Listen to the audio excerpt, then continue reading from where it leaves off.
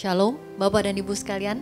Selamat datang kembali di acara Bincang-Bincang GSKI Gajah Mada bersama saya Tamara. Bapak dan Ibu sekalian, saya harap semuanya dalam keadaan sehat supaya kita masih bisa melayani Tuhan selamanya. Bapak dan Ibu sekalian, hari ini perbincangan kita akan mengenai pengalaman transenden. Mungkin Bapak Ibu sekalian agak bertanya-tanya apa itu transenden. Mungkin saya definisikan sedikit saja. Transenden adalah segala sesuatu yang berkaitan di luar akal manusia. Jadi segala sesuatu yang tidak terlihat, tidak nyata, suatu pengalaman di luar hal-hal fisik yang biasa kita alami. Pengalaman transenden itu bisa terjadi dalam batin, kejiwaan seseorang atau secara spiritual dalam kehidupan kita masing-masing. Hari ini kita akan berbicara mengenai pengalaman transenden tentunya dalam sisi kekristenan. Nah, dan demi perbincangan yang menarik ini, hari ini saya kedatangan tamu kembali yang Bapak dan Ibu tidak asing tentunya, yaitu Bapak Pendeta Theophilus Kasan MTH. Shalom Pak Kasan. Shalom Bu. Apa kabarnya Pak Kasan? Baik, puji Tuhan. Selamat datang kembali di Jakarta. Amin. Pak Kasan ini Bapak dan Ibu sekalian mungkin mesti diupdate nih. Pak Kasan sekarang mengembalakan di GSKI Rehoboth Surabaya. Jadi wong Jowo Pak, wong Jowo. Wong Surabaya. Wong Surabaya, kok kayak gitu logatnya.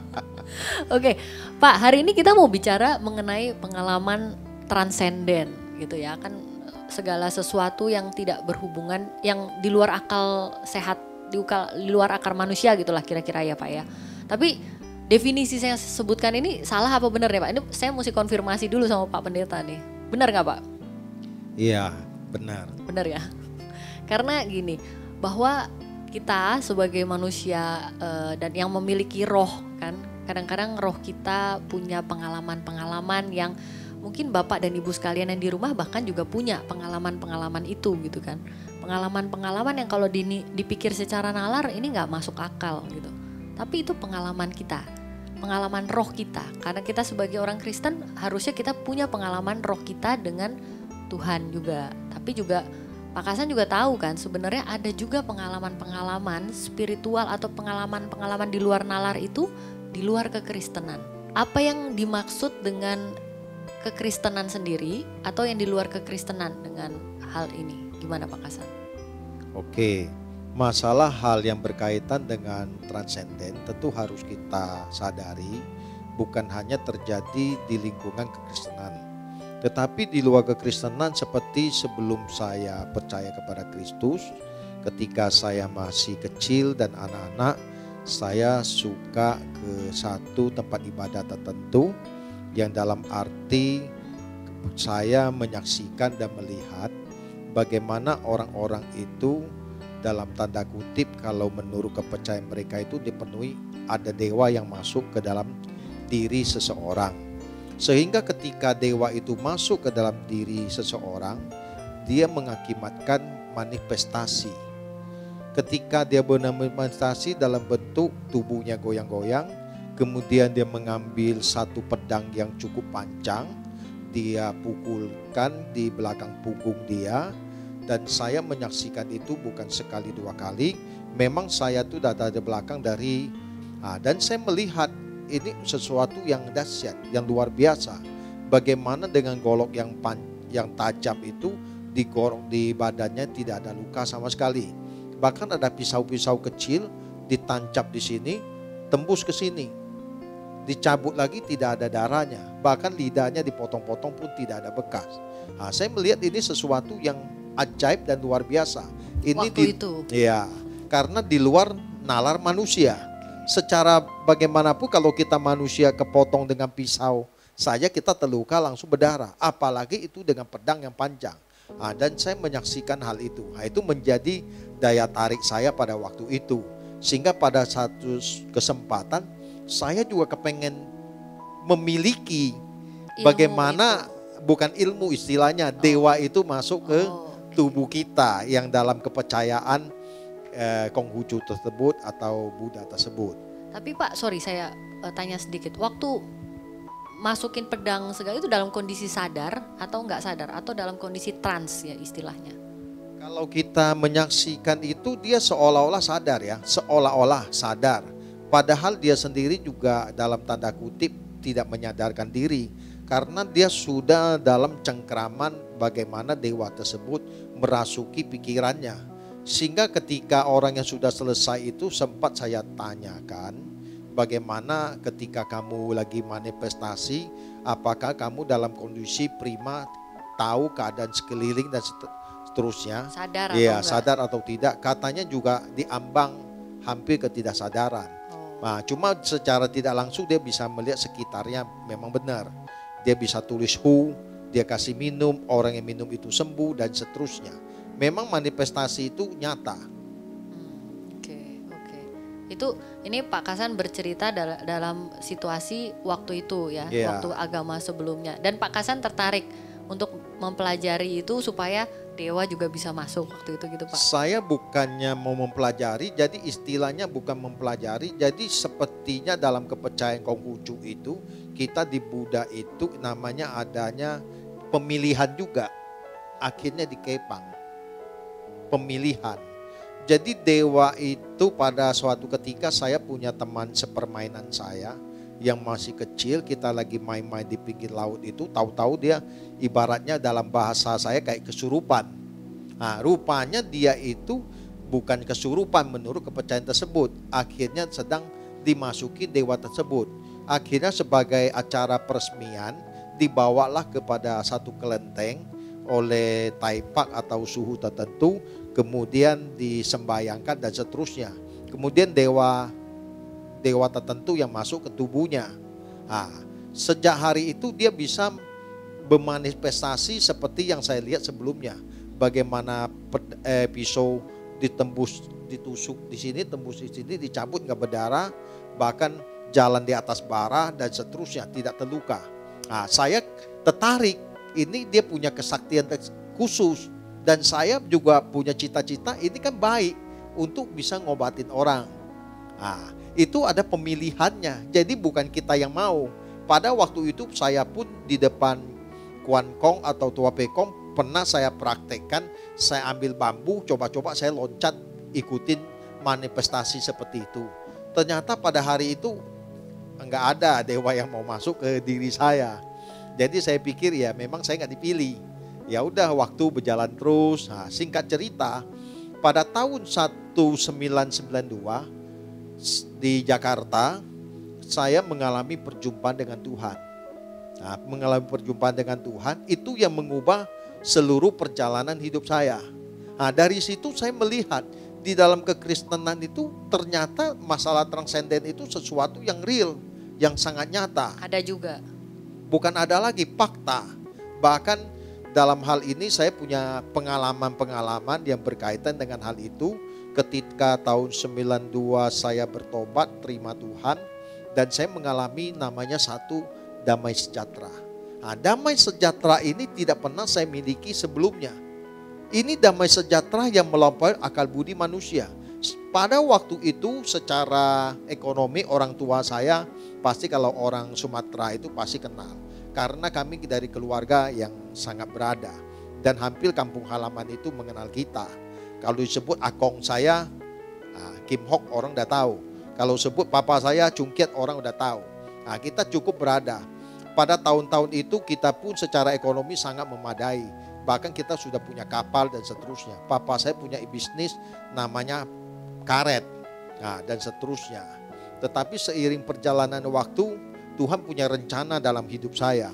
Nah, pada waktu itu kan saya tinggal di satu tempat yang masih terpencil dari Sumatera, bukan di Pekanbaru Riau-nya. Nah, saya lahir di Sungai Apit.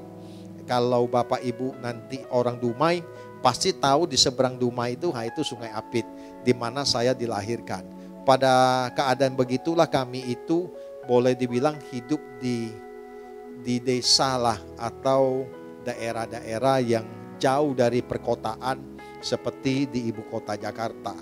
Nah, sehingga aktivitas kami itu jujur lebih banyak ke kelenteng, karena kami tidak punya mainan seperti pada zaman itu kan belum maju. Yang paling hebat itu pada waktu itu, kalau orang sudah punya TV itu udah bagus. Bahkan di lampu di kampung saya itu listrik itu belum masuk. Jadi masuknya itu kalau malam itu kami pun harus pakai aki. Nah, sebagai lampu penerangan. Cuma beberapa yang sudah mulai itu seperti kami udah punya genset. Itu pun hidupnya lampunya hidup cuma beberapa jam. Orang kaya gitu. jadi punya genset, oke. Gitu. Jadi dari pengalaman pertobatan saya pada waktu itu, sehingga saya melihat ini ada sesuatu yang berbeda. Damai sejahtera yang tidak pernah saya miliki sebelumnya. Nah, disitulah akhirnya setelah pertobatan saya pergi ke gereja. Di salah satu gereja yang ada di Senen Atrium situ. Kalau Bapak Ibu tahu itu gereja CWS, Charismatic Worship Service. Nah, pada tahun itu. Tunggu dulu Pak, jadi Pak Kasan tuh dari sana Sumatera tiba-tiba ke Jakarta dulu baru bertobat, apa karena dari sana sudah mengenal Tuhan atau belum? Oh, waktu saya ke Jakarta itu tahun 1988 saya belum bertobat. Okay. Saya murni belum bertobat. Saya SMP sudah sekolah di sini. Saya sudah sekolah di sini. Setelah menjelang kelulusan, saya SMP itu kelas 3 saya mengalami perjumpaan dengan Tuhan. Nah, di baptis saya menyerahkan hidup saya 5 Juni 1992. Singkat cerita di situ saya melihat ada pekerjaan roh. Nah, pekerjaan roh ini yang menjadi kerinduan saya karena saya hadir di gereja karismatik. Jadi bahasa roh atau nubuat, hal-hal yang itu udah saya sering perhatikan. Nah, satu yang menjadi kerinduan saya ingin dipenuhi Roh Kudus. Oke, saya boleh tanya sedikit, mundur sedikit ya Pak, mundur sedikit.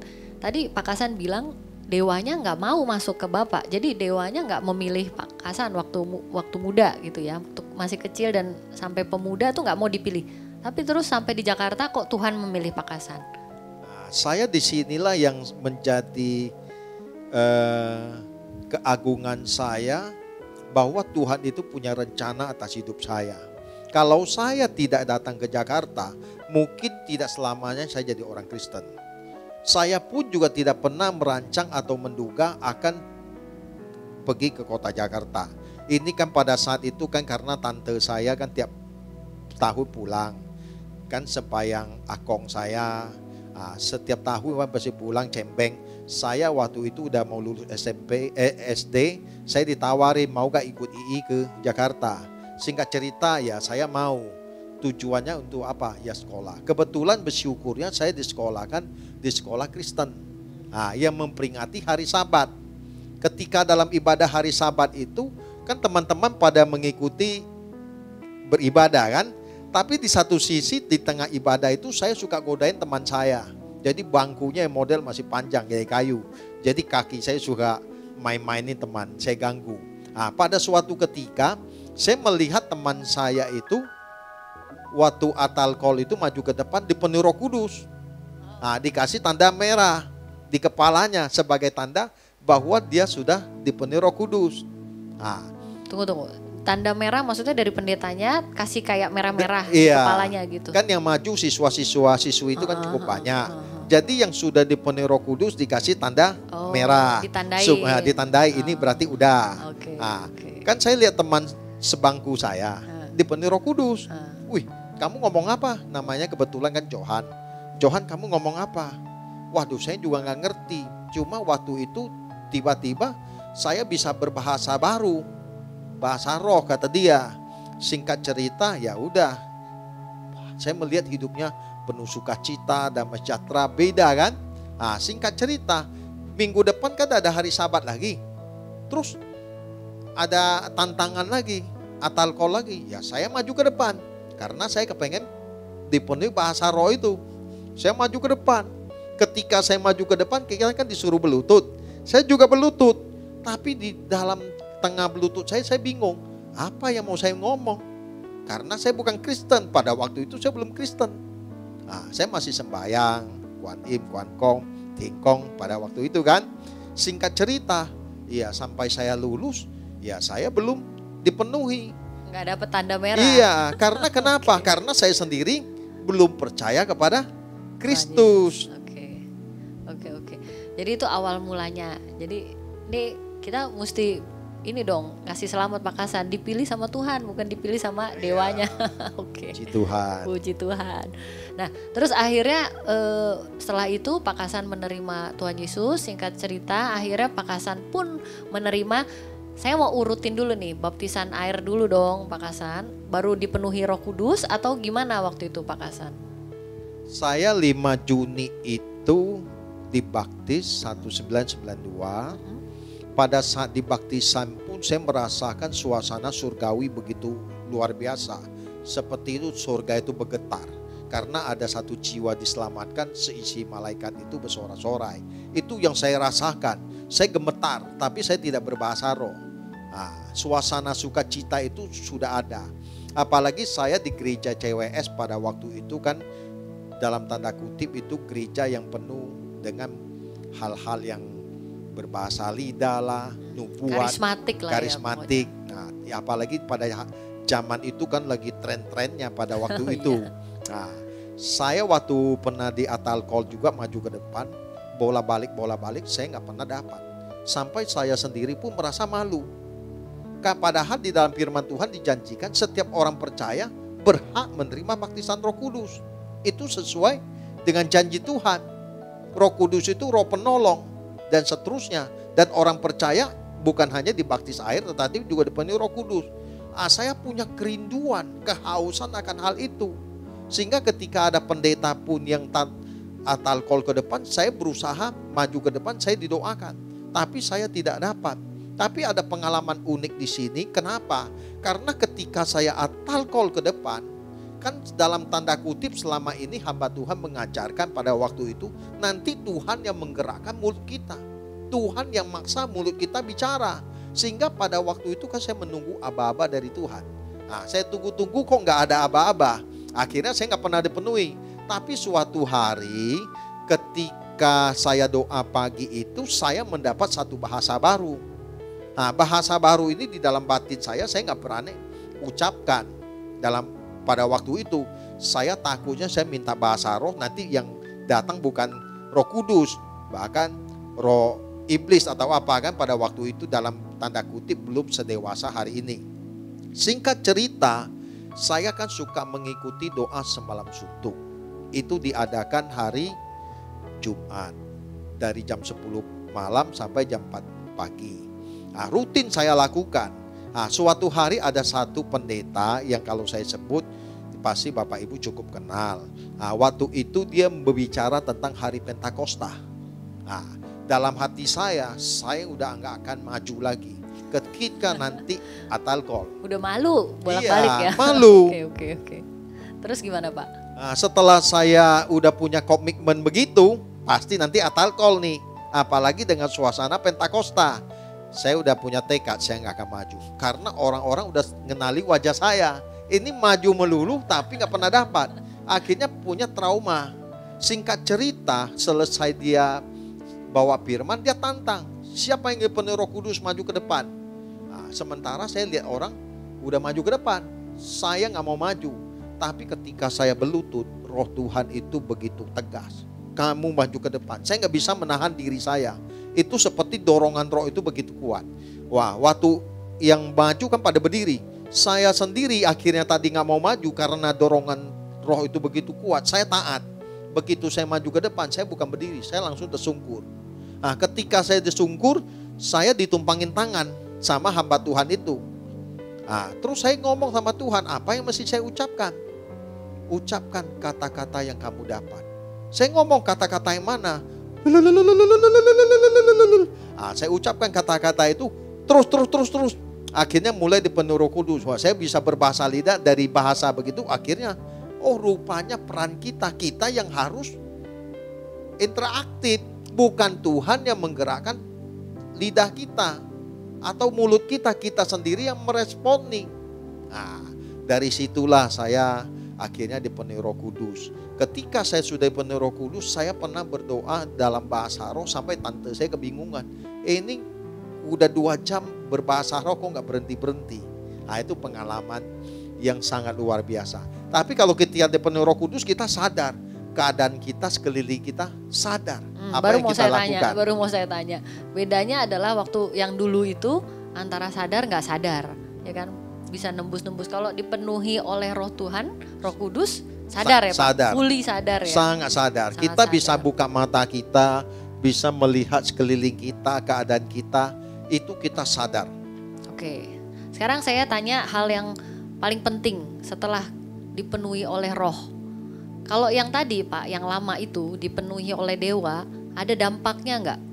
Oh, dampaknya ada. Apa tuh? Dampaknya itu kayak teman saya itu saya tanya, dampaknya setelah dia selesai dalam dipenuhi roh itu, dewa itu, dia merasa lelah, dia capek. Oke. Bahkan batinnya itu tertekan. Oh. Tertekan. Memang kita secara manusia melihat dia itu sakti pada saat dia berinteraksi, beracara. Tetapi sebenarnya jiwanya itu tertekan.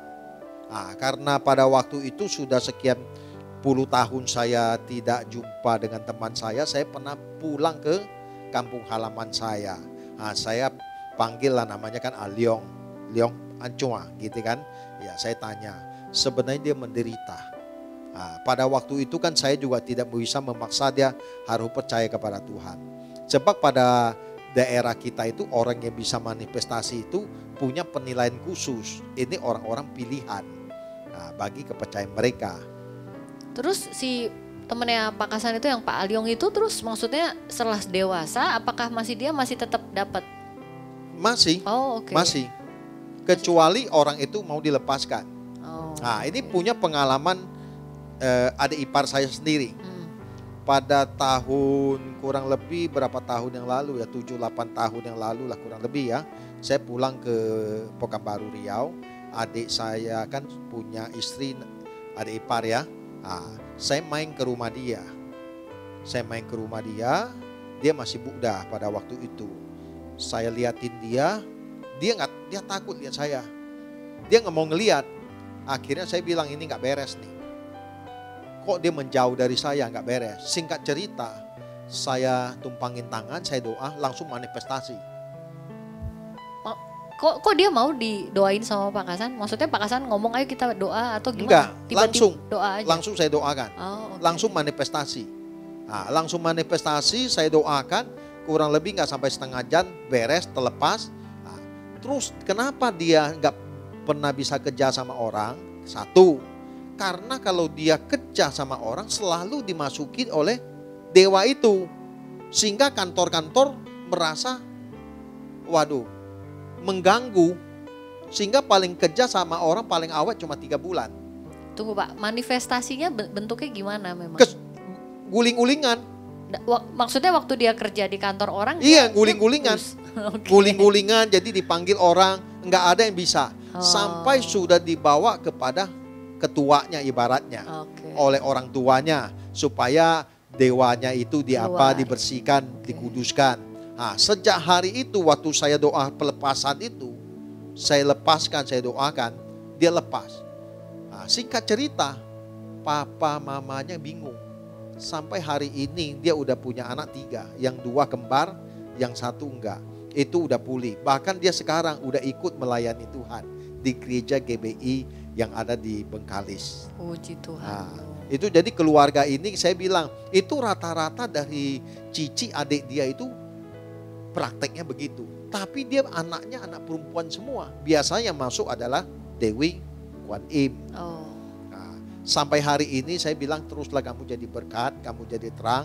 Sehingga orang tuanya dia mulai menjadi berkat, dia sudah melayani. Puji Tuhan, akhirnya dia hari ini bahagia banget. Hidupnya berubah. Oke.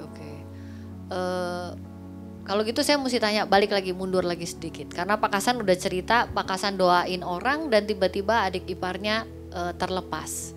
Jadi balik sedikit mundur. Apakah saya boleh bilang semua orang yang dipenuhi oleh Roh Kudus itu bisa mendoakan orang lain, atau kenapa akhirnya Pak Kasan kok bisa mendoakan orang dan orang itu lepas? Karena sesuai janji firman Tuhan di dalam Kisah Rasul 1 ayat 8, kamu akan menerima kuasa kalau Roh Kudus turun ke atas kamu. Kamu akan menjadi saksiku di Yudea, Samaria sampai ke ujung bumi. Nah, ketika seseorang dipenuhi Roh Kudus, pasti dia dipelengkapi dengan kuasa.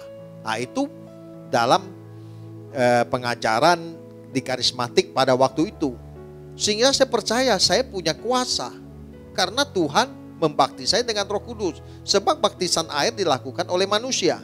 Sedangkan baptisan Roh Kudus dilakukan oleh Kristus sendiri. Nah, dari situ saya melihat perbedaannya banyak antara orang yang dipenuhi Roh Kudus sama tidak. Karena Roh Kudus itu kan menolong kita, mengajar kita, menuntun kita. Bukan berarti orang yang tidak penuh Roh Kudus tidak memiliki kuasa. Tetap pasti, sebab yang berkuasa itu nama Yesus, nama di atas segala nama. Karena kita semua kan berdoa bukan dalam nama saya, tapi dalam nama Yesus Kristus. Nah, di situ saya melihat ketika kita dipenuhi Roh Kudus, kita pasti dipimpin oleh Roh Tuhan. Nah, ketika saya dipenuhi Roh Kudus, saya melihat hidup saya berubah. Saya punya gairah, kecintaan saya sama Tuhan semakin memuncak. Nah, sebanding dengan orang-orang Kristen yang di gereja di mana saya bernaung, mereka sampai bingung. Saya sudah lama di gereja ini, sementara kamu baru setahun lebih sudah dipenuhi Roh Kudus. Mereka bertanya bagaimana caranya. Akhirnya saya bilang ketika Tuhan menaruh bahasa di dalam diri kita, ketika kita didoakan, kamu harus mengucapkan, jangan tunggu Tuhan. Nah, dan saya praktekkan hal itu ke teman saya. Akhirnya lucunya ya, ini pengalaman unik juga ya, di luar pikiran manusia. Biasa kalau orang mau penuhi Roh Kudus kan kita harus tumpang tangan seperti Ibu Tamara, saya doakan dipenuhi. Tapi hari itu saya sudah melihat dia punya kerinduan udah lama. Waktu itu kan belum zaman handphone seperti kita. Paling keren itu telepon umum. Nah, sehingga saya telepon umum, masukin koin, saya telepon dia. Namanya kalau tidak salah namanya siapa namanya? Orang Batak, saya Butet siapa saya lupa waktu perempuan, itu. Pak. Iya, perempuan. Okay. Saya doakan melalui by phone, seketika juga di depan Roh Kudus. Okay. Sampai dia takjub. Oke. Jadi si Bu Butet ini yang kita sebut aja ya Butet ini, sebelumnya sudah lama di gereja. Tapi dia merasa belum mengalami, kalau boleh saya ngomong sebutan baptisan roh dong berarti ya. Boleh ya Pak Kasan. Jadi kita ada satu momen yang disebut baptisan roh membuat si Butet akhirnya dipenuhi oleh Roh Kudus. Tapi Pak, pertanyaannya sekarang juga mungkin buat Bapak dan Ibu. Saya juga udah lama di gereja, tapi saya belum pernah loh mengalami kalau yang Pak Kasan itu momen baptisan Roh Kudus. Apa artinya Roh Kudus itu nggak ada di dalam hati saya Pak kalau kayak gitu? Gimana Pak Kasan? Ini harus dipisahkan. Karena seseorang tidak bisa mengakui Yesus Kristus adalah Tuhan selain daripada Roh Kudus. Kalau hari ini saya bisa percaya Yesus adalah Tuhan, Bu Tamara dan Bapak Ibu sekalian, itu karena pekerjaan roh. Jadi setiap orang yang mengaku percaya Tuhan Yesus itu sudah ada Roh Kudusnya. Cuma masalah kepenuhan Roh Kudus itu berbeda dengan Roh Kudus di dalam diri kita. Nah, dipenuhi Roh Kudus itu bagaimana seseorang ya berjalan dengan roh, berperilaku seperti roh, hidupnya dipimpin roh, sampai tingkat bisa berbahasa roh yang dalam tanda kutip baptisan Roh Kudus. Memang itu kan sesuai janji firman Tuhan. Kalau kita melihat apakah janji tentang baptisan Roh Kudus masih berlaku bagi kita hari ini? Saya jawab masih. Bapak Ibu itu punya kesempatan untuk dipenuhi Roh Kudus. Karena itu mintalah kepada Bapak, Dia akan memberikan kepadamu. Kalau kamu meminta dalam namaku, aku akan memberikan. Nah, itu pengalaman saya alami. Termasuk anak saya yang paling gede Cece, waktu saya melayani ibadah pemuda pada waktu itu, saya diundang untuk anak SD, anak SMP sama SMA. Saya itu kan jarang khotbah untuk masalah untuk youth model begitu. Saya bingung apa yang mesti saya sampaikan Tuhan. Karena kan harus segmen seperti mereka. Nah, tapi hari itu saya bergumul, akhirnya saya dikasih tema tentang baptisan roh. Nah, di akhir khotbah saya tantang yang mau dipenuhi Roh Kudus maju ke depan. Nah, di antara anak saya itu yang hadir, dua-duanya, yang cowok sama yang cewek. maju ke depan. Ada siswa-siswa lain juga. Nah, salah satu anak saya yang pertama dipenuhi Roh Kudus, yang kedua tidak. Nah, terus ada beberapa murid siswa juga dipenuhi Roh Kudus. Wah, mereka mengalami beda. Jadi janji baptisan Roh Kudus itu bagi setiap orang percaya. Cuma masalahnya jangan diajarkan. Ini nggak bisa diajarkan. Itu karunia. Roh itu Allah itu memberikan menurut karunia, kehendaknya. Nah, jadi kalau kita yang tidak penuhi Roh Kudus jangan merasa kita tidak ada Roh Allah. Pasti setiap kita yang percaya Yesus memiliki Roh Allah. Cuma masalahnya ketika seseorang dipenuhi Roh Kudus, seharusnya dia bisa lebih efektif bagi kemuliaan Tuhan.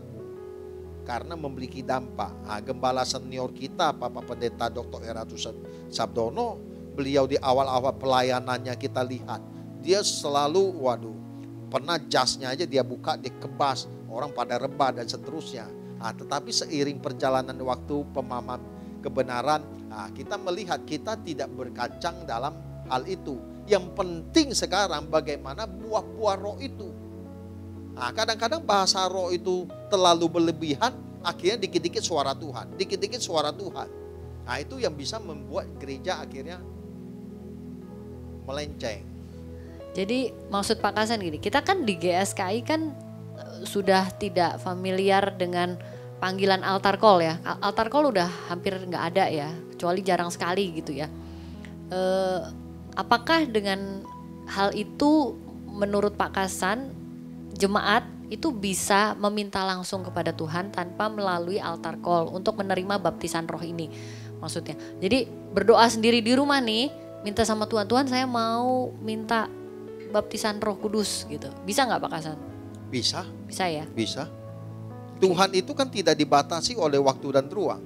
Nah, jadi kalau suatu momen di acara tertentu seperti ibadah kita, misalnya di ibadah kita di sini, ada momen-momen tertentu hamba Tuhan yang Tuhan pakai ketika dia lagi berkhotbah atau penyembahan, Roh Kudus bisa menjamah dia tanpa melalui altar call. Yang penting bagaimana kehadiran Tuhan itu ada di tengah ibadah kita. Waktu orang itu benar-benar dipenuhi Roh Kudus, dia bisa berbahasa roh. Nah, baru-baru ini saya dengar, baru kemarin ketua sinode kita di dalam doa pagi itu mendoakan secara khusus bagi orang-orang yang sakit, bagi orang-orang yang punya ikatan dan seterusnya. Nah, bahkan melepaskan dari segala kutuk dan seterusnya. Dari chat-chat yang masuk, beliau menyebutkan, saya itu bisa berbahasa roh Pak. Padahal sebelumnya saya tidak pernah berbahasa roh. Nah, jadi sebenarnya berbahasa roh atau tidak itu bukan hal yang mutlak. Tetapi yang prinsipnya bagaimana kita memiliki keagungan pribadi seperti Kristus. Karena yang mempunyai 9 karunia itu di dalam 1 Korintus 12 adalah Kristus Yesus. Tapi kita yang dipenuhi Roh Kudus juga jangan merasa kita lebih rohani dibanding dengan orang yang tidak dipenuhi Roh Kudus. Ini tunggu, kalimat Pak Kasan agak berbahaya. Buat semua orang Kristen yang memang sudah bersungguh-sungguh dalam Tuhan, pasti dipenuhi oleh Roh Kudus dong Pak. Karena dalam memimpin kehidupannya sehari-hari tetap ada Roh Kudus yang memimpin. Tapi boleh nggak saya simpulkan gini Pak, ini merupakan bahasa roh itu merupakan salah satu manifestasi dari orang yang dipenuhi oleh Roh Kudus. Mendoakan orang untuk bisa lepas atau pelepasan itu juga merupakan salah satu manifestasi, atau tadi Pak Kasan mungkin sebutnya karunia roh, ya kan, dari seseorang yang dipenuhi Roh Kudus. Jadi saya nggak mau kita semua nanti terjebak dalam satu keadaan bahwa kita harus mendapatkan karunia atau manifestasi itu dan kita kejar-kejar terus lupa bahwa sebenarnya Roh Kudus itu udah ada di dalam diri kita masing-masing. Cuman kadang-kadang manifestasinya setiap orang berbeda, dampaknya berbeda. Boleh nggak saya bilang begitu Pak Kasan? Untuk menjawab hal ini memang saya harus akui tidak semua orang memiliki karunia harus berbahasa roh. Tapi inti dari saya yang saya sebutkan dari awal adalah yang penting buah-buah roh itu yang penting. buah roh kasih, sukacita, damai sejahtera, kelemah lembutan, penguasaan diri dan seterusnya. Nah, itu buah-buah itu yang harus ada. Kadang-kadang kita melihat orang yang berbahasa roh, ya perilakunya tidak lebih baik dengan orang yang tidak berbahasa roh. Tapi dalam hal ini pun juga jangan berhenti. Kalau Bapak Ibu memiliki kerinduan untuk dipenuhi Roh Kudus, mintalah kepada Kristus yang empunya. Kalau kita tidak dipenuhi juga jangan berasa kita tidak rohani. Sebab setiap orang percaya sudah dimateraikan Roh Kudus. Dan hidup kita itu harus dipimpin Roh Kudus. Sebab tanpa Roh Kudus semua kita itu tersesat. Dan semua kita itu tidak akan benar. Karena Roh Kuduslah yang menuntun kita kepada segala kebenaran. Amin, amin. Jadi balik lagi ke topik kita nih Pak Kasan. Kita kan tadi bicara sebenarnya tentang pengalaman transenden, ya kan. Tadi Pak Kasan sempat cerita pengalaman transenden orang yang di luar Kristen, di luar Kristus itu juga ada. Tapi tadi saya juga udah tanya sama Pak Kasan, dampaknya dalam hidupnya tuh apa? Gak ada. Yang ada kalau secara mental capek kata Pak Kasan kan, secara fisik capek, secara mental pun capek. Tapi kalau dalam kekristenan Pak Kasan tadi juga bilang dampaknya apa? Ya buah-buah roh itulah yang menjadi dampak perubahan kalau seseorang mengalami pengalaman transenden dengan Roh Kudus. Betul gitu ya Pak Kasan ya? Iya betul. Jadi kalau buat Bapak dan Ibu sekalian nih Pak Kasan yang memang rindu nih mengalami manifestasi Roh Kudus, tadi kita sudah tanya bolehlah ya berdoa sendiri minta sama Tuhan, karena kalau menurut Pak Kasan pelayanan akan lebih maksimal dengan adanya karunia-karunia itu. Betul ya Pak Kasan ya? Iya betul, karena secara begini loh, Rasul Paulus sendiri mengatakan kalau kita berdoa dengan akal budi kan terbatas. Kalimat kita terbatas. Tapi kalau kita berdoa dalam bahasa roh itu gak ada batasannya. Sekuat-kuatlah kita. Kita bukan berdoa lagi dengan akal budi, tetapi roh yang berdoa untuk kita. Bahkan dalam Roma 8 ayat 26, roh membantu kita dalam kelemahan kita. Ada kata-kata yang tidak bisa kita ucapkan tapi Roh Kudus menolong kita. Kadang-kadang kan apalagi orang di tengah masalah, di tengah kesulitan, waduh dia udah boring, Tuhan aku mau ngomong apa. Nah kita berdoa dalam bahasa roh, roh itu yang akan memimpin kita. Kita akan merasakan sukacita, damai sejahtera gitu.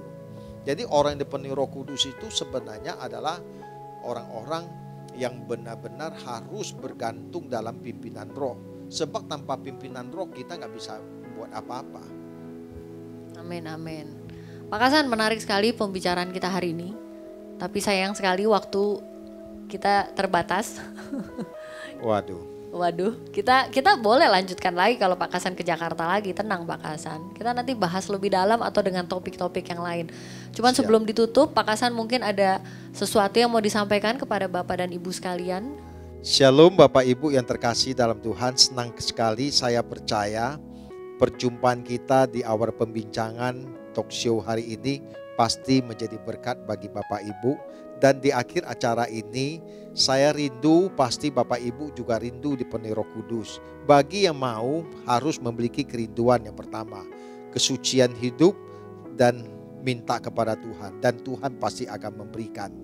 Dan bagi Bapak Ibu yang selama ini masih berhubungan dengan kuasa-kuasa kegelapan dan seterusnya, saya minggau lepaskan semuanya itu. Bagi yang ingin didoakan berkaitan dengan hal ini, saya mengajak Bapak Ibu kita sama-sama memohon anugerah Tuhan. Biar Tuhan yang melawat kita masing-masing dimanapun Bapak Ibu berada, bisa mengambil posisi atau tempat duduk yang baik. Saya akan doakan bagi Bapak Ibu secara khusus dalam acara perbincangan kita hari ini. Untuk itu saya mengajak kita semua, kita tundukkan kepala, kita berdoa. Hinnalama kotoko rialama hasyakatalama hotoko nama katakalama. Hinnorahatakalama yasyakatalama yasukatakalama kotakara. Bapa di sorga, kami percaya Engkau hadir di tengah perbincangan kami. Engkau tahu kerinduan anak-anak-Mu Tuhan, yang hari ini rindu dipenuhi oleh Roh Kudus. Tuhan, sekiranya hamba dan mendapat kasih karunia di hadapan-Mu, hamba mohon di dalam nama Yesus, Tuhan aku membaptis mereka dengan pengurapan Roh Kudus di dalam nama Yesus. Penuhi mereka dengan karunia-karunia Roh di dalam nama Yesus. Dan mereka yang terikat oleh dosa dan berbagai okultisme dan seterusnya yang mengikat, yang membelenggu mereka selama ini. Sekalipun mereka sudah menjadi Kristen sudah selama ini, segala ikatan dengan nenek moyang leluhur dari keturunan pertama sampai ketujuh, aku ikat, aku cabut, aku patahkan dalam nama Yesus. Biarlah hari ini kelepasan, kemenangan terjadi atas hidup mereka. Tuhan berkati mereka, Tuhan lawat, Tuhan pulihkan. Biar mereka menjadi anak-anak-Mu yang mempermuliakan Engkau. Biar Tuhan pimpin hidup mereka. Biar mereka menjadi orang yang selalu menyukakan hati-Mu. Aku serahkan hidup mereka, keluarga mereka, dan orang-orang yang mereka kasih ke dalam tangan-Mu. Di dalam nama Yesus Kristus Tuhan, kami bersyukur dan kami berdoa. Amin. Oke, terima kasih banyak sekali lagi Pak Kasan. Kita ketemu lagi di acara selanjutnya. Saya tutup dulu. Bapak dan Ibu sekalian, terima kasih karena menyaksikan acara bincang-bincang pada hari ini. Bapak dan Ibu ingat bahwa pengalaman transenden itu tetap kita perlukan. Kita sebagai orang percaya, kita yang mengakui Tuhan Yesus Kristus sebagai Tuhan kita, harus memiliki pengalaman di luar pengalaman fisik, pengalaman adikodrati dengan Tuhan kita. Karena dengan cara itu kita akan memiliki suatu hubungan yang eksklusif, hubungan yang indah dengan Tuhan. Tetap saksikan acara bincang-bincang kita selanjutnya. Sampai bertemu kembali. Tuhan Yesus memberkati.